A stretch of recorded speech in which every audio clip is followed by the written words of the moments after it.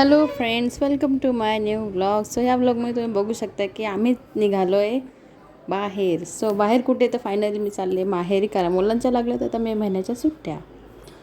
हाच प्रवास आणि याच निमित्ताने आजचा ब्लॉग आहे. सकाळी निघालो होतो 6-6:30ला, कारण आमची ट्रेन होती, 7ची लोकल होती आमची.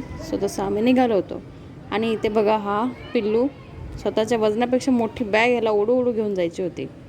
जेव्हापासून बॅग आणली ना, तो काय बॅगला सोडत नाही. त्याला त्या बॅग उचलूनच न्यायची, त्यालाच ओढायची, असं झालं त्याचं. फायनली आम्ही पोचलो होतो स्टेशनला आणि वाट बघत होतो आमच्या लोकल कधी येते असं झालं होतं. कारण सकाळी लवकर उठून पटकन आवरून मग आम्ही निघालो होतो. इतकी जास्त एक्साइटमेंट होती पोरांना आणि मला स्वतःला पण. फायनली आम्ही पोचलो होतो स्टेशनला आणि नंतर मग लोकलने आम्ही पोचलो डायरेक्टली लोणावळा. ही क्लिप तुम्ही बघताय ती लोणावळ्याची आहे. लोणावळ्याला पोचलो होतो आणि इथे श्रीजा झोपलेलीच होती अजून पण. पोहोचल्यानंतर आम्ही केला होता नाश्ता, चहा नाश्ता थोडंसं घेतलं, आपलं वरवरचं खाल्लं आणि नंतर मग अनाऊन्समेंट झाली आणि आम्ही निघालो आमच्या कोचच्या दिशेने. म्हणजे ज्या ठिकाणी आमचं कोच येणार होतं त्या ठिकाणी आम्ही चाललो होतो स्टेशनवर. तेच तुम्ही इथं बघू शकताय.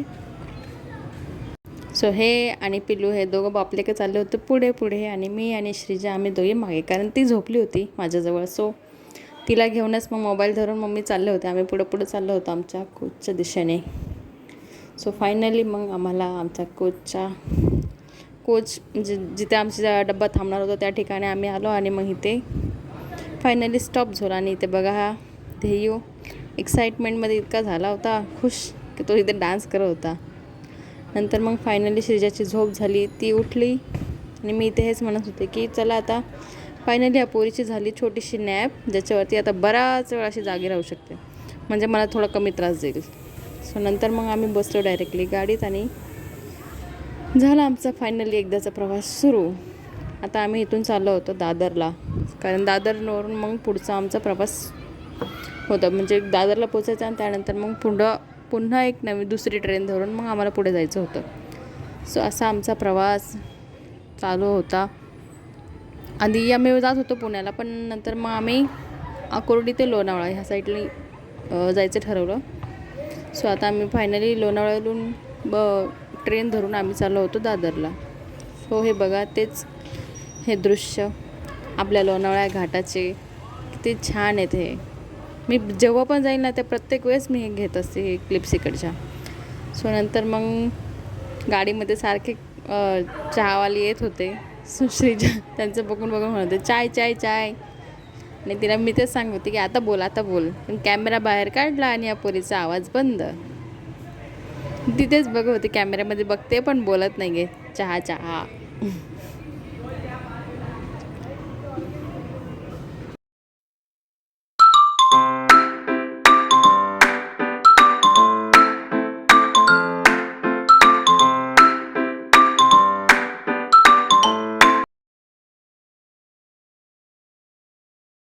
फायनली लोणावळ्यावरून बसल्यानंतर मग आम्ही पोचलो होतो आता दादरला. दादरवरून दुसऱ्या ट्रेनमध्ये बसल्यानंतर मग हा व्हिडिओ आहे पुढचा. कारण बसण्यापर्यंत, अरेंजमेंट करण्यापर्यंत, स्टेशनपर्यंत पोहोचण्यापर्यंत मी काही क्लिप घेतल्या नाहीत ना, मी फोन घेतला हातात. कारण बॅग्स, ही मुलं आणि वरून हा उन्हाळा इतका जास्त गरम होत होतं तिकडं. मग म्हणलं आता काही नको, आपण एकदा सेटल होऊयात गाडीत आणि त्यानंतर मग व्हिडिओ करू. इथे मी व्हिडिओ करत होते आणि पिल्लू मला बरं होतं, मम्मा सगळे बघतात तुला. त्याला म्हणलं ठीक आहे दादा, बघू दे, आपण ॲटलिस्ट ट्राय तर करू, आपल्याला पब्लिकमध्ये व्हिडिओ काढायला जमते का. असंच प्रयत्न करते आणि जमलं आहे का नाही आहे तुम्हीच सांगा कमेंट करून. व्हिडिओ आवडले असल्यास नक्कीच लाईक करा, शेअर करा आणि चॅनलवर नवीन असाल तर नक्की सबस्क्राईब करा. इथे तुम्ही बघा, ही श्रीजा या सीटवर तिने अख्खा गोंधळ घालून ठेवला आहे. शेजारची मुलं होती बसलेली, त्यांच्यासोबत ती इतकी मस्ती करत होती त्या सीटसाठी. वर उतरते, खाली परत खालून वर, तेच चालू होतं तिचं सगळं. त्या मुलांना पण बसून देत नव्हती, ती इतकी जास्त मस्ती करत होती तिकडं. असंच आहे यांचं मस्ती बघत आम्ही फायनली हे अशी मस्ती बघता गाडी झाली होती स्टार्ट आणि आमचा ह्या पुढचा प्रवास चालू झाला होता, जो आहे दादर टू वापी.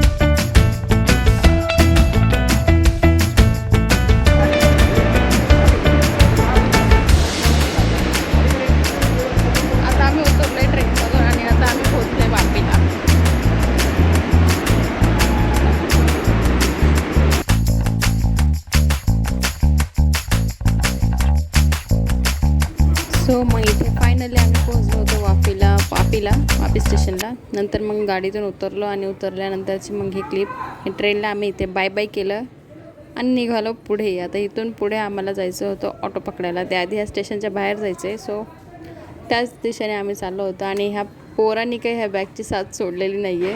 तो अजून पण त्या बॅगच्या ह्याच्यामध्ये गोंधळायचे की मी सोडणार.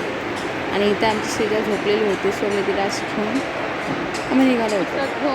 सो हे बघा, हे आमचा छोटासा हा जो आम्ही सोबत घेऊन आलेलो कुलीनी काही बॅग खरंच नाही सोडलेली. ही अजून पण तोच सोडतो आहे. म्हणून मी आणि त्याच्या पप्पांनी म्हटलं की तू आता पायऱ्या म्हणून पण तूच घेऊन चल ही बॅग. सो असंच करता करता आम्ही आलो होतो स्टेशनच्या बाहेर. तुम्ही बघू शकता, मी त्याला इथे सांगत होते की थांब जरा, मस्ती करू नकोस, एस्केलेटर आहे. पण तो काय शांत नाही आहेत पोरगा अजिबात. मुलांना खरंच कुठे जायचं म्हणलं ना, हे एक्साइटमेंट लेवल यांची पूर्ण हाय असते, एकदम हाय. आणि असं घरात तर ते अजिबात नसतात. सो इथे मी दाखवत होते की हे स्टेशन आहे बघा, वापी स्टेशन आहे पूर्ण. सो इथून पुढं आम्ही चाललो होतो बाहेर स्टेशनच्या.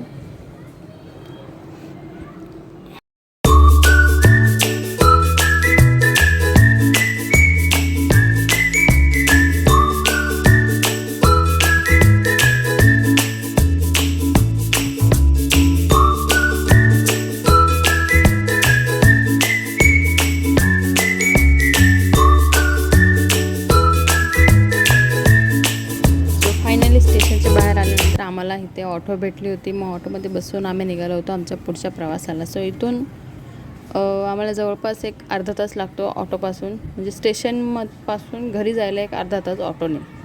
इतकं लांब आहे इथून पण घर आमचं. सो इथून आमचं झाला होता पुढचा प्रवास. आणि श्रेयाची झाली होती झोप. सो तीच मांडीवर होती म्हणून मी तिला दाखवत होते की हे बघ, फायनली आता आपण पोहोचलो आहे. पण तिची काही झोप अजून उघडत नव्हती, कारण मुलं सकाळी 6 वाजल्यापासून जागी होते. आणि हा पिल्लू तर अजिबात झोपलेला नाही आहे. गाडीतसुद्धा ना आम्हाला झोपून दिले. सो तेच इथे मी सांगत होते, आता फायनली आपण आपला प्रवास झालेला आहे पूर्ण. आपण घरी पोचणारच आहेत. सो तेच चाललं होतं. इथे तुम्ही बघू शकता, इतकं प्रचंड ऊन होतं इथं, बापरे, खरंच खूप गरम आहे इकडे पण.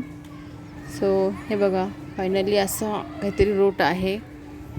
जितकं जमेल जसं जमेल मी दाखवायचा प्रयत्न करत होते.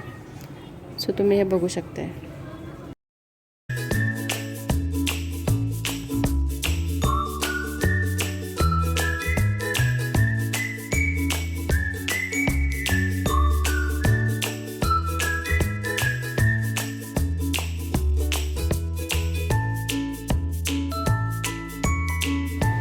सो हे बघा, ही जी कमान आहे ही आहे सिल्वासाची वेलकम कमान.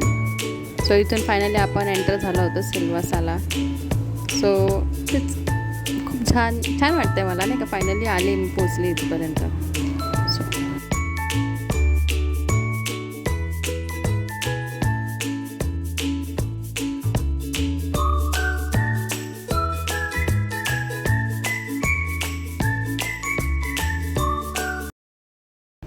सो आता फायनली आम्ही पोहोचलो आहेत. म्हणजे एक 5 मिनटं राहिले असेल घरी पोहोचायला. सो इथे मी तेच बघत होते की चला बाबा, फायनली आपला प्रवास झाला आहे. ते पण 2 लेकरं घेऊन, आणि त्यात एक छोटं, बापरे, खूप जास्त त्रास देतात त्या गाडीमध्ये.